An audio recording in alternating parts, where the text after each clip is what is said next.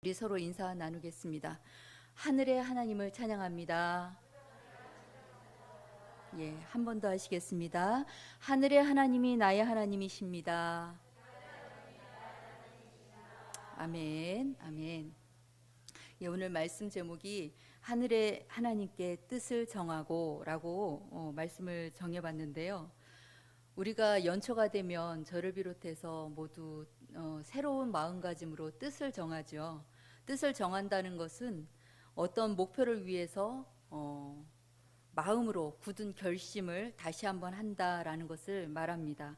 그렇기 때문에 뜻을 정한다는 것은 무언가를 포기한다라는 것을 의미하기도 합니다.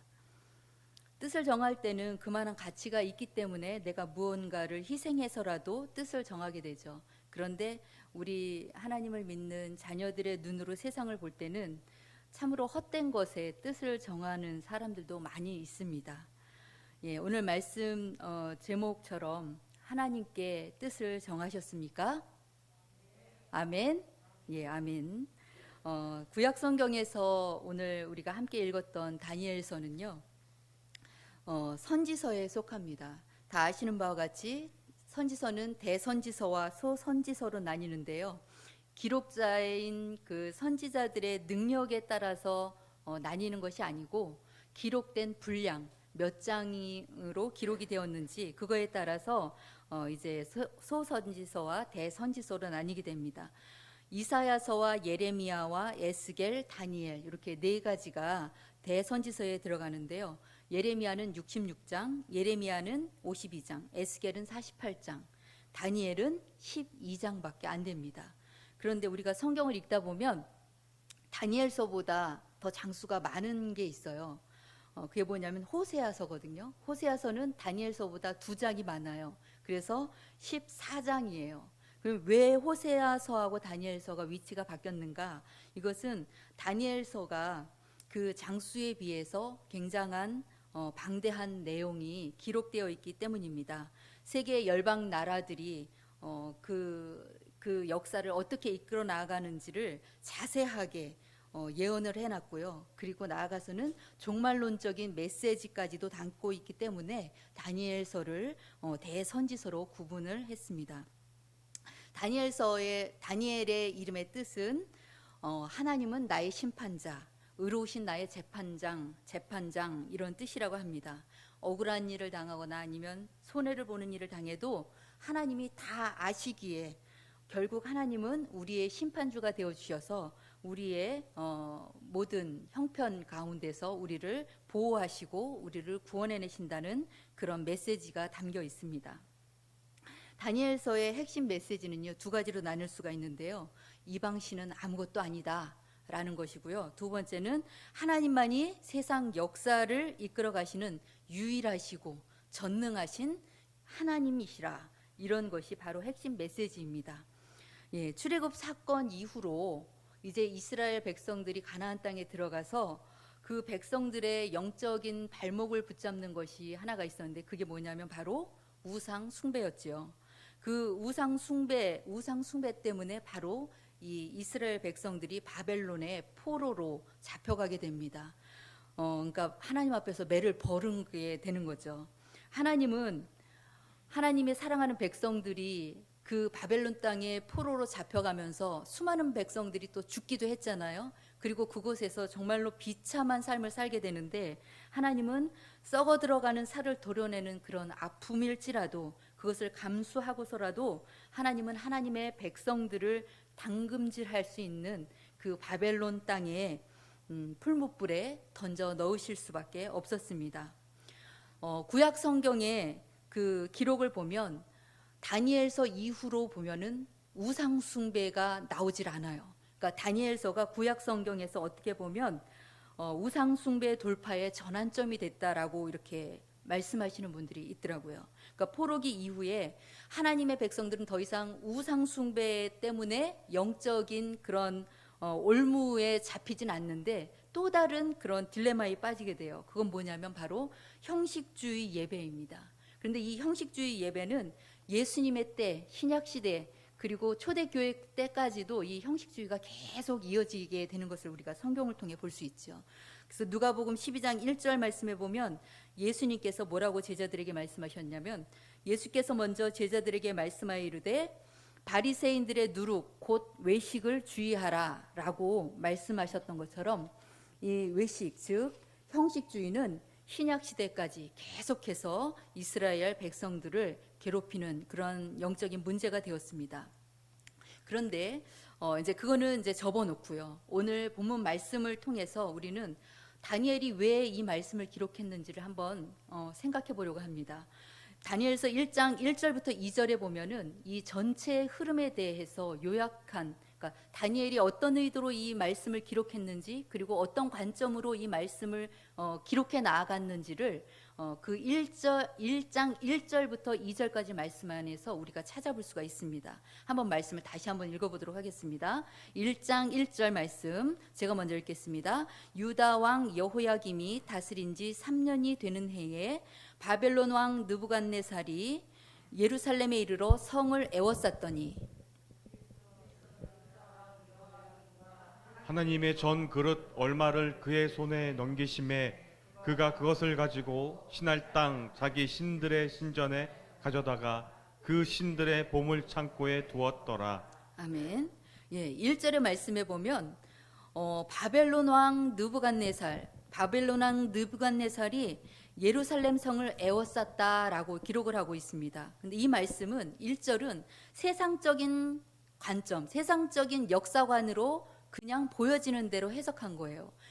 지금 바벨론의 느부갓네살 왕이 예루살렘을 침공했고, 그리고 그 왕 때문에 예루살렘이 멸망했다라는 것을 말하는 것은 그냥 보여지는 대로 세상적인 관점으로 그냥 해석한 거죠. 그런데 2절에 보니까 뭐라고 말씀하고 있냐면요, 2절 말씀에 보니까 주께서 유다 왕 여호야김과 하나님의 전 그릇 얼마를 그의 손에 넘기심에 라고 말씀하고 있습니다. 뭐가 바뀌었어요? 주격이 바뀌었어요. 전에는 느부갓네살 왕이 주격이었거든요. 그런데 이번에는 주격이 누구로 바뀌었어요? 주께서로 바뀌었습니다. 예, 느부갓네살 왕이 나라를 침공해서 멸망한 것 같지만 하나님이 그 느부갓네살 왕에게 이스라엘 남유다를 붙여주셨다라는 거예요. 하나님의 계획과 뜻 안에서. 예, 하나님의 나라는 어느 누구도 넘어뜨릴 수 없는, 무너뜨릴 수 없는 그런 나라입니다. 그런데 지금 유다가 멸망했습니다. 한 나라에 의해서. 예, 그거에 대해서 다니엘은 역사적인 그런 관점으로 해석하는 것이 아니라, 사실은 역사적으로는 지금 시대적으로는 이렇지만 사실은 그렇지 않아라고 반박을 하고 있는 것입니다. 그래서 우리에게 이 다니엘서를 통해서 무엇을 말씀하고 있냐면요, 세상의 역사를 볼 때 하나님의 관점으로 봐라, 이렇게 말하고 있는 거예요. 믿음의 눈으로 바라보고 그 돌아가는 세상의 역사의 그 수레바퀴를 하나님의 관점으로 해석할 것을 우리에게 오늘 말씀하고 있는 것입니다. 그래서 느부갓네살 왕이 하나님의 도성인 예루살렘을 에워싸고 멸망시킨 것 같아 보이지만, 느부갓네살이 세상을 정복하고 수많은 나라의 역사를 바꿔놓은 것 같아 보여도 주께서 세상의 패권을 누구에게 넘겨주시느냐에 따라서 그가 세상을 정복하고 다스리는 자가 된다라는 것을 이 다니엘은 오늘 말씀을 통해서 우리에게 말씀하고 있어요. 그리고 또한 하나님의 기물, 하나님 전에 있는 기물들 또한 이방 나라의 신전에 가서 그게 하나님의 기물들이 이제 빼앗아서 그곳에 넣어두잖아요. 얼마나 비참하고 그 하나님 앞에 정말로 모든 민족들 앞에서 부끄러운 일이잖아요. 그런데 그것조차도 이 다니엘은 하나님께서 느부갓네살의 손에 그 얼마를 붙여주었다, 넘겨주었다, 이렇게 해석을 하고 있습니다. 그러면서 다니엘은 1장 2절 두 문장을 통해서 다니엘서가 전체적으로 어떤 관점으로 기록될지 그것을 우리에게 이렇게 넌지시 제시하고 있고요. 또 그러므로 우리가 이 다니엘서를 읽을 때 어떤 관점으로 그 말씀을 보며 따라가야 할지를 우리에게 말씀하고 있습니다. 다니엘서는 그냥 예언이나 묵시가 목적이 아니라 다음 세대들이, 그러니까 예언은 지금 이 상황, 이 앞에서 말씀을 선포해서 듣는 자에게 전해지는 게 예언서거든요. 그런데 묵시는 뭐가 다르냐면 기록되어지고 다음 세대, 그 다음 세대들이 계속해서 그 말씀을 보고 그 말씀에 공감할 수 있는 것, 그게 묵시예요. 그러니까 오늘 이 다니엘서는 예언서라기보다는 다음 세대들, 그 다음 세대들이 계속해서 이 말씀을 통해서 세계의 모든 역사관, 그리고 가치관, 세계관, 이 모든 것들을 하나님의 관점으로 봐라라고 이 다니엘서를 통해서 말씀하고 있는 것입니다. 다니엘서에 기록된 그 왕들의 이름은요, 4명이 있어요. 느부갓네살 왕, 그리고 벨사살 왕. 이 두 사람은 그 바벨론의 왕이죠. 이 남유다를 멸망시킨 그 나라 바벨론의 느부갓네살 왕, 그리고 벨사살 왕. 성경에서는 벨사살이 느부갓네살의 아들이라고 되어 있지만 사실은 역사 기록에 보면은 4명의 왕이 더 있어요. 그런데 이제 여기서는 성경에서는 벨사살이 느부갓네살의 아들이라고 하는데 성경에서는 손주라도 아들로 그렇게 기록을 한대요. 그러니까 그런 우리가 이해를 하고 넘어가면 더 쉽게 넘어갈 수 있을 것 같아요. 그리고 벨사살 왕을 끝으로 이 바벨론은 멸망을 하고 그 바벨론을 메데 바사가 정복을 합니다. 그리고 메데 바사가 지나고 이제 고레스가 다스리는 바사 제국, 페르시아 왕국이 이제 시작이 됩니다. 그런데 바벨론과 메데 바사에 걸쳐서 나라가 3번이 바뀌었죠. 그리고 그 나라가 3번이 바뀌면서 수많은 왕들이 바뀌었지만 그 때마다 이 다니엘은 살아남아서 그 강력한 세상의 정권 가장 중심부에서 하나님의 신실한 종으로 쓰임을 받게 돼요. 예, 다니엘서 1장 21절에 보면 다니엘은 고레스 왕 원년까지 있으니라 이렇게 얘기를 하거든요. 예, 원년까지 있었다는 것은 고레스 왕이 왕이 된 첫 번째 해까지 있었다라는 뜻이에요. 그런데 이 기간이 대략적으로 어느 정도인지 짐작이 가세요? 그 느부갓네살 왕에 의해서 바벨론으로 끌려간 그때부터, 그리고 고레스 왕이 왕이 된 그 해까지 다니엘은요 18살에 포로로 잡혀갔고, 그리고 90세가 되도록, 그러니까 이 나라가 3번이 바뀌는 동안 총리라는 그 직을 내려놓지 않고 계속해서 이어갈 수가 있었어요. 이 뒤에 다니엘의 뒤에 누가 계셨기 때문일까요? 네, 맞습니다. 하나님께서 이 다니엘을 붙드시고 사용하시기 위해서 그 세상 정권의 가장 그 중심부에 세워두시고 하나님의 신실한 종으로 그렇게 하나님께서 사용하셨던 것입니다. 포로로 잡혀갈 때 그 남유다의 백성들은 1차, 2차, 3차에 걸쳐서 잡혀갔죠. 그런데 이 다니엘은 1차 때 귀족 출신들의 젊은 인재들을 끌고 갔는데 그때 붙잡혀서 바벨론으로 가게 되고요. 2차 때는 이제 기술자들, 뭐 철공, 목공 이런 기술자들을 잡아가고, 3차 때는 이제 아주 최하위 계층을 빼놓고 나머지 사람은 다 데리고 갑니다. 그러니까 정말로 예루살렘에 남아있는 사람들은 어떤 사람이 남아있었겠는가 상상이 가시죠. 예, 그렇게 해서 완전히 폐허가 되는데 1차 때 포로로 잡혀간 이 다니엘은 다니엘서는 세상적 관점으로 본다면 디아스포라의 성공기라고도 볼 수가 있을 거예요. 그런데 졸지에 디아스포라가 된 그 유다 젊은이들은 이름도 바꿔야 했고, 그리고 이방 나라의 왕실 학교에 들어가면서 그들은 철저하게 그 나라의 문화와 그리고 학문과 여러 가지 것들을 다 배우게 됩니다. 3년에 걸쳐서 그 교육을 받게 되는데요. 1차 포로기에 끌려간 귀족 출신들의 그 인재들은 철저한 바벨론화 정책에 의해서 이름도 바꿔야 했고, 그리고 교육도 받아야 했고, 그리고 한 가지 우리가 좀 특이한 것은 음식을 구별해서 먹었다는 것이에요. 우리 다니엘서 1장 3절부터 7절 말씀을 교독하도록 하겠습니다. 제가 1장 3절 읽겠습니다. 왕이 환관장 아스부나스에게 말하여 이스라엘 자손 중에서 왕족과 귀족 몇 사람, 곧 흠이 없고 용모가 아름다우며 모든 지혜를 통찰하며 지실에 동달하며 학문에 익숙하여 왕궁에 설 만한 소년을 다려오게 하였고 그들에게 갈대아 사람의 학문과 언어를 가르치게 하였고 또 왕이 지정하여 그들에게 왕의 음식과 그가 마시는 포도주에서 날마다 쓸 것을 주어 3년을 기르게 하였으니 그 후에 그들은 왕 앞에 서게 될 것이었더라. 그들 가운데는 유다 자손 곧 다니엘과 하나냐와 미사얄과 아사랴가 있었더라. 환관장이 그들의 이름을 고쳐 다니엘은 벨사살이라 하고 하나냐는 사드락이라 하고 미사엘은 메삭이라 하고 아사랴는 아벳느고라 하였더라. 이렇게 말씀하고 있습니다. 귀족 출신의 잘생기고 또 지혜로운 정말로 특출한 그런 젊은이들만 붙잡아다가 3년 동안 바벨론의 인재로 양성하는데요.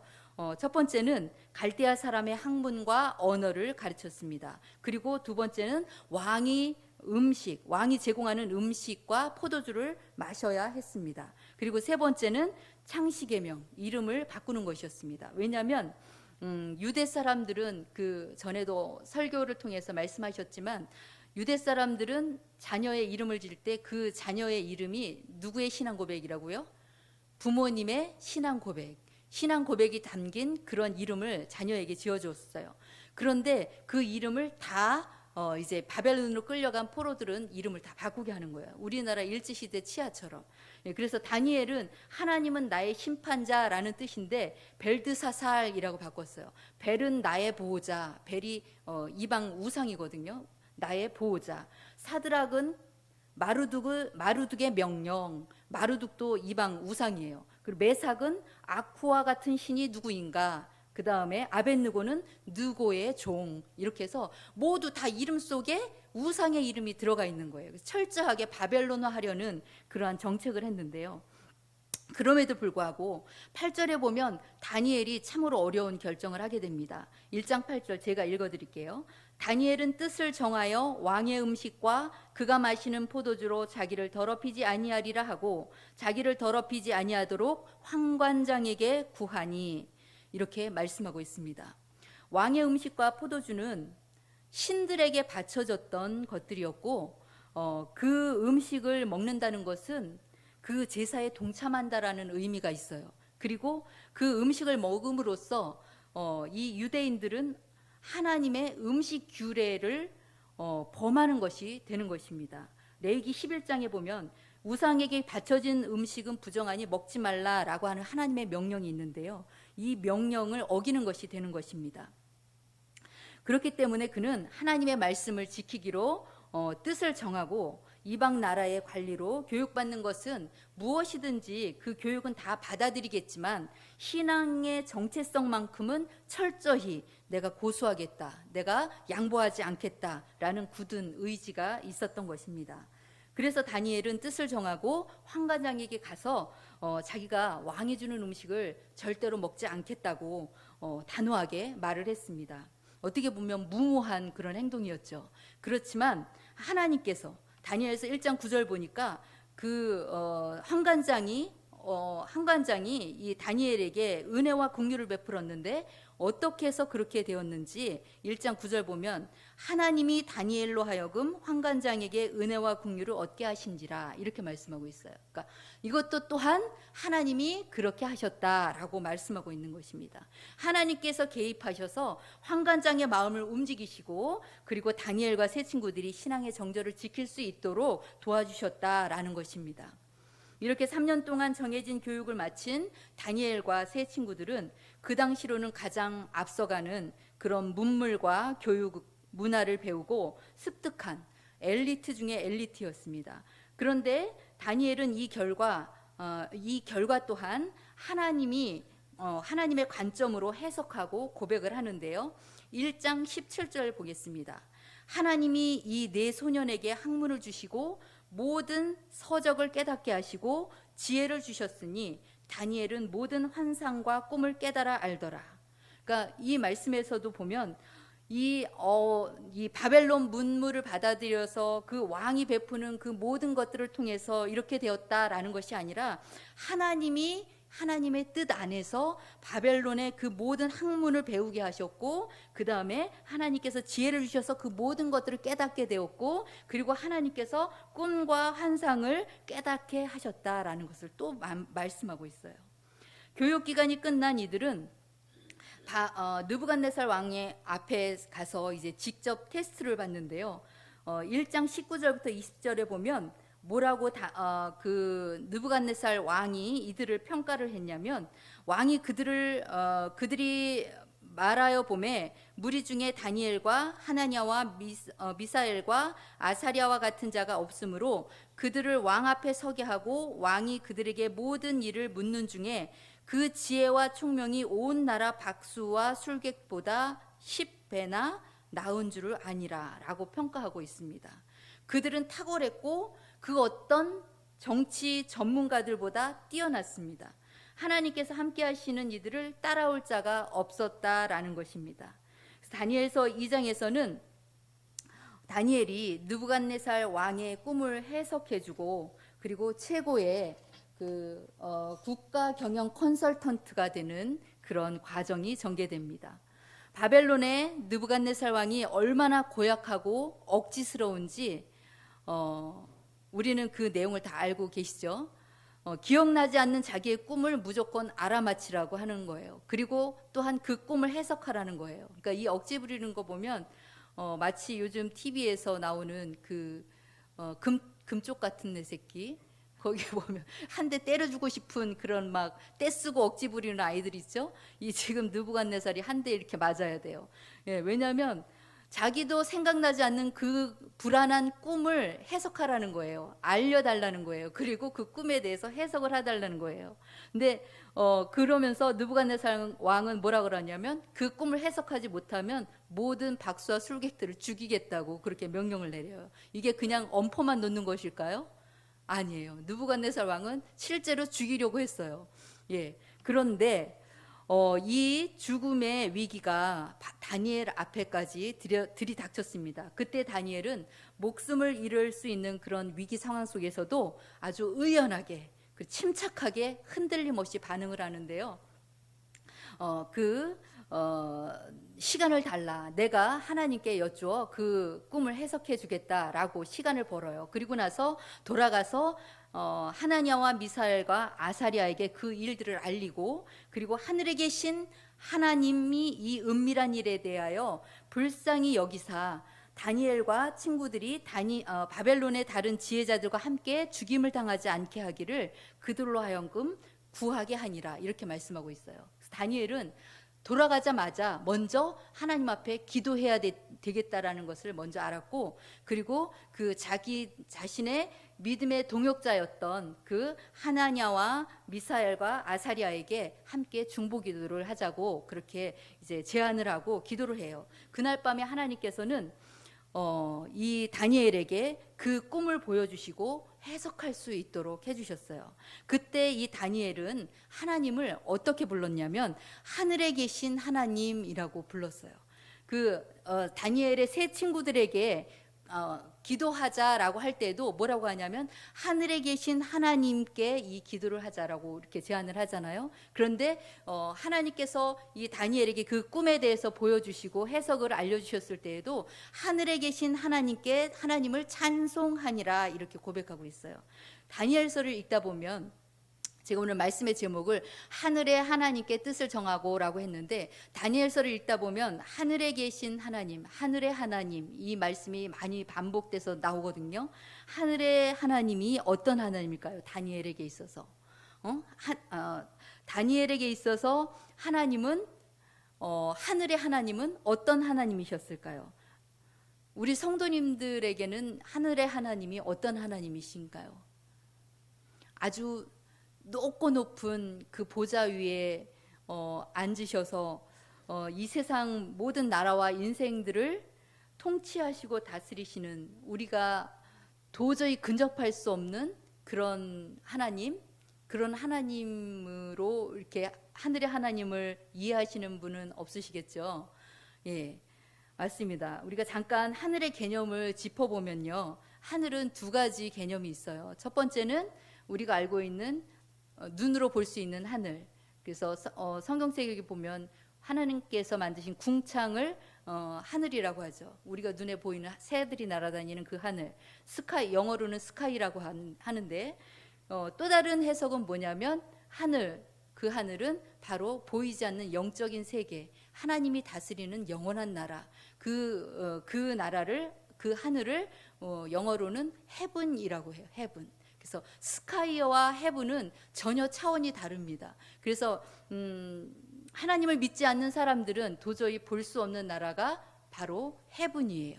이 헤븐에 계신 하나님은 그곳에만 머물러 계신 하나님이 아니라 또한 이 눈에 보이는 모든 나라와 권세와 그리고 왕들까지도 다 다스리시고 계획하시고 이끌어 가시는 그런 통치자 하나님이시라는 것을 오늘 다니엘은 말하고 싶은 거예요. 그래서 고린도전서 보기 전에 그래서 스카이는 건강한 사람이라면 누구나 볼 수 있는 하늘이지만 헤븐은 영적인 사람만이 볼 수 있는 그런 하늘입니다. 헤븐은 바로 우리의 눈앞에 보이는 사모하는 그런 세계인 동시에 이미 우리는 예수 그리스도를 통해서 그 헤븐 안에 들어가 있는 거예요. 그래서 우리 모두는 이미 하나님의 나라, 하늘에 계신 하나님과 함께하고 있다는 것을 믿으시기 바랍니다. 아멘. 예, 하나님께서는 고린도전서 3장 16절을 통해서 우리의 몸이 하나님의 성전이고 그리고 우리의 모임이 또한 하나님의 교회라고 말씀하고 있는데 그러므로 영적인 눈을 가진 사람은 하나님이 저 멀리 있는 하늘 위에 계신 하나님이 아니라 바로 내 안에 그리고 내 마음속에 계시며 또한 우리의 삶 가운데 함께 하신다는 것을 분명히 고백할 수 있게 되는 것입니다. 이제 우리는 하나님은 어디에 계신가라는 물음에 대해서 우리는 분명하게 말할 수 있습니다. 하나님은 바로 내 안에 계시며 그리고 내 옆에 계시기도 하고 우리 성도님들과 함께하는 이 모든 공동체 안에 계시기도 합니다. 하나님은 공간을 초월하는 무소부재하신 하나님, 전능하신 하나님이시기 때문입니다. 우리는 하늘에 계신 그 어떤 신을 믿는 것이 아니라 하늘에만 있는 그 어떤 신을 믿는 것이 아니라 바로 내 마음 안에 와 계시는 하나뿐인 여호와 하나님을 믿는 것입니다. 결론적으로 말씀을 드리자면 다니엘은 느부갓네살 왕의 꿈과 그 꿈에 대한 해몽까지 완벽하게 해석을 합니다. 그 꿈은 다 아시겠지만 큰 신상에 대한 꿈이었어요. 머리는 금, 그리고 가슴과 몸통과 팔은 은, 그리고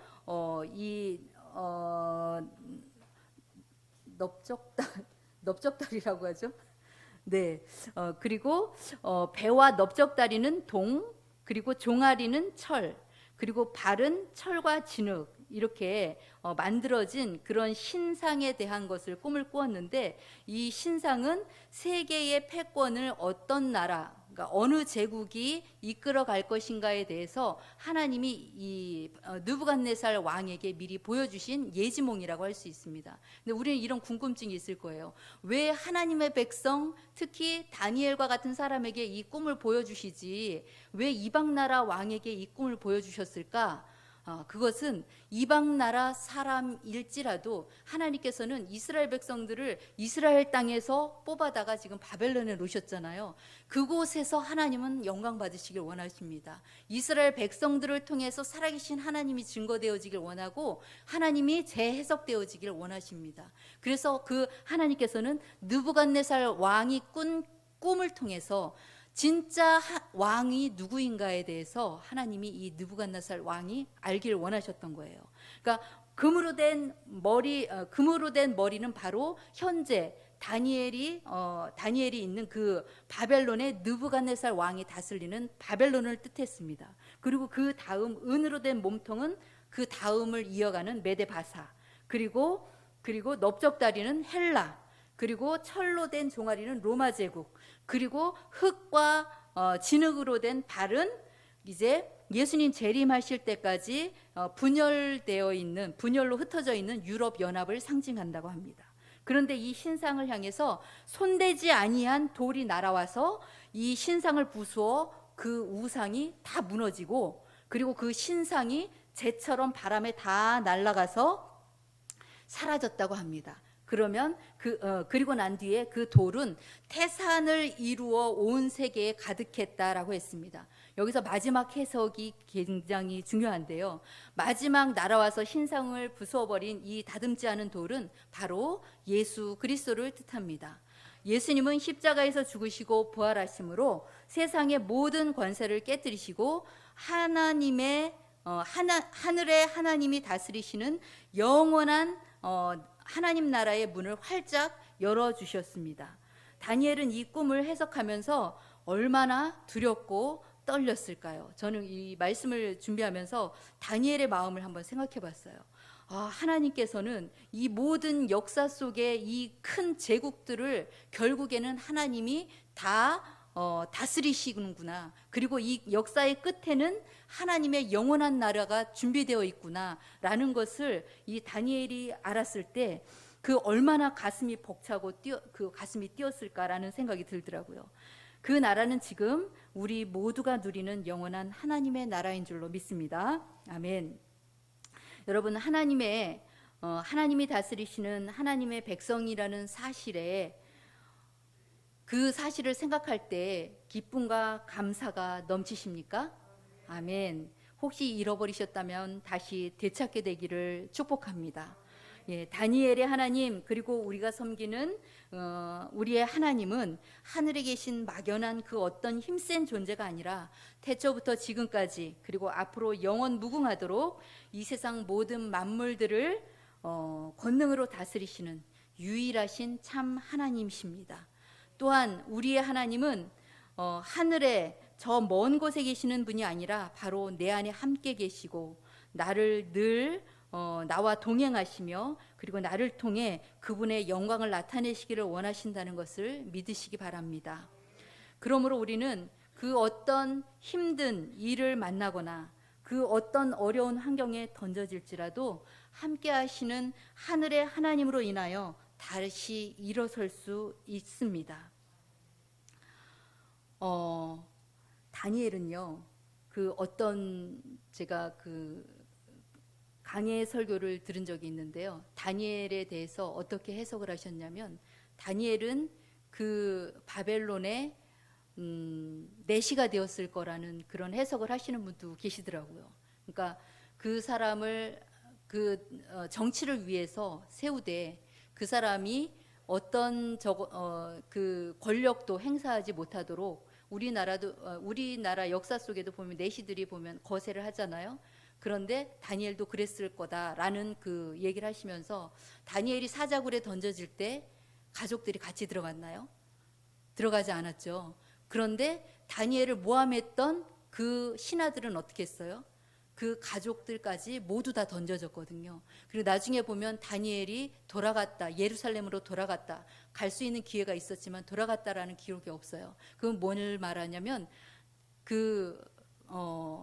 물리적인 거세를 당했든 아니면은 태어나면서부터 불구였든 그런 거세를 당한 사람들은 하나님의 회 안에 들어갈 수 없다라는 하나님의 율법이 있어요. 그러니까 이 바벨론의 포로로 잡혀간 것도 억울한데, 이 다니엘은 만약에 거세가 되었다면 정말로 하나님의 그 공동체 안에 들어갈 수 없는, 영원히 들어갈 수 없는 그런 사람이 된 거잖아요. 그럼에도 불구하고 이 다니엘은 그 역사 속에서 하나님이 그 다니엘을 붙드시고 하나님이 함께 하셔서 하나님의 역사를 이루어 가시는데 함께 그 다니엘을 붙드시고 사용하셨다는 것을 절대 추호도 의심하지 않았어요. 그러면서 끝까지 하나님의 그 말씀을 왕들에게, 그 다음 나라가 이어지고 또 그 다음 나라가 이어지고 그 세대가 계속 바뀌어가는데도 이 다니엘은 그 다음 왕이 세워질 때마다 하늘의 하나님을 그 왕들에게 소개를 해요. 그리고 그 하나님이 어떤 분이시라는 것을 자랑을 해요. 그 하나님이 어떤 분이라는 것을 자랑할 때 조금도 두려워하거나 부끄러워하지 않아요. 그 다니엘의 그러한 신앙은 어디에서도 알 수 있냐면 그 벨사살 왕이 그 벽에 그 성전 기물을 가지고 나와서 술 파티를 하잖아요. 그럴 때 그 벽에 보면 보이지 않는 손이 글씨가 써지죠. 그때 그 벨사살 왕이 이 글씨를 해석할 자가 누구냐 했을 때 그 벨사살 왕의 왕비가 누구를 추천하냐면 다니엘을 추천해요. 다니엘은 살아계신 하나님의 그 종으로서 이 모든 것을 해석할 수 있다라는 것을 소개를 하거든요. 그러니까 이 역사 속에서 하나님께서 지금 이 역사 속에서도 우리가 살아가고 있는 이 역사 속에서도 하나님은 여전히 우리를 통해 하나님이 높여지길 원하시고 우리를 통해 하나님의 나라가 확장되어지길 원하시고 우리를 통해 구원의 역사가 끊임없이 이어지길 원하신다는 것을 우리 모두는 잊지 않길 원합니다. 예, 하나님은 우리 모두를 하나님의 영광과 구원을 선포하라고 이 땅에 우리를 보내셨습니다. 우리 하나님께서는 우리를 이 땅에서 하나님의 선하신 뜻을 위해서 하나님 앞에 쓰임 받기를 원하십니다. 그러므로 우리는 하늘의 하나님 앞에서 날마다 뜻을 정하고 주님의 그 손을 잡고 한 걸음 한 걸음 세상을 향해서 믿음으로 담대히 걸어 나아갈 수 있는 그러한 저와 그리고 우리 성도님 모두가 되기를 예수님의 이름으로 축복합니다. 아멘. 기도하겠습니다. 할렐루야. 사랑의 하나님 감사합니다. 하나님, 이 시간 다니엘의 신앙을 통해서 우리의 삶을 되돌아보았습니다. 하나님께서는 오늘 다니엘을 통해서 세상의 역사의 주관자가 누구인지를 말씀하십니다. 그리고 우리가 세상의 역사를 볼 때에 그것을 보여지는 그대로 보는 것이 아니라 하나님의 관점으로 보고 하나님께 준비되어지고 하나님께 붙들림 받아서 쓰임받는 백성이 되라고 말씀하십니다. 하나님, 오늘 주신 말씀 붙잡고 내가 서 있는 그곳에서 나를 심어두신 그 자리에서 하나님의 그 영광을 위해서 하나님, 우리가 늘 깨어서 주님 앞에 붙들림 받아서 쓰임받는 우리 모두가 될 수 있도록 저희들 인도하여 주시옵소서. 감사드리며 사랑이 많으신 예수님의 이름으로 기도했습니다. 아멘. 찬송가 14장 다 같이 부르시겠습니다.